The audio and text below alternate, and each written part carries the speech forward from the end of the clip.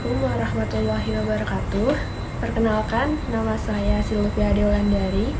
Saya dari kelas 1B PIAUD dengan NPM 2110631130051. Di sini saya akan mempresentasikan atau menjelaskan sebuah video yang berjudul Ilmu Hadis, Riwayah, dan Dirayah. Tugas ini saya buat untuk memenuhi tugas UTS dari dosen pengampu yang terhormat, Ibu Hajah Debidik Nabilatul Fauziah, LC.MA. Pengertian ilmu hadis dan sejarah perkembangannya. Apa sih ilmu hadis itu? Jadi, ilmu hadis adalah kaidah-kaidah yang mengetahui keberadaan perawi yang diriwayatkannya. Untuk perawi adalah orang-orang yang membawa, menerima, menyampaikan berita dari Nabi atau disebut sanad. Nah, sedangkan marwi adalah isi berita yang diriwayatkannya atau biasa disebut matan. Oke, kita lanjut ke pembagian ilmu hadis. Nah, ilmu hadis itu terbagi menjadi dua loh, yaitu riwayah dan dirayah. Riwayah adalah ilmu yang mempelajari segala perkataan Nabi, perbuatan beliau, periwayatannya, batas-batasannya, dan ketelitian segala redaksinya. Nah, apa sih dari riwayah?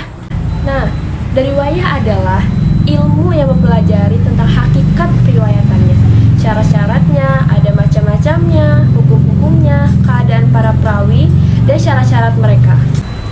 Macam-macam periwayatan, hal-hal yang berkaitan dengan periwayatannya.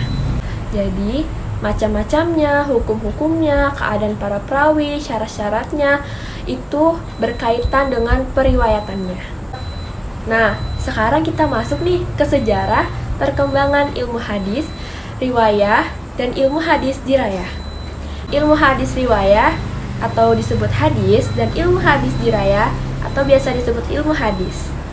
Jadi, pada periode Nabi Muhammad, riwayahnya adalah larangan menulis hadis karena khawatir akan bercampur dengan Al-Quran. Sedangkan dirayahnya telah ada dasar-dasar ilmu hadis loh. Itu dalam Quran surat Al-Hujurat ayat 6 dan Al-Baqarah ayat 282.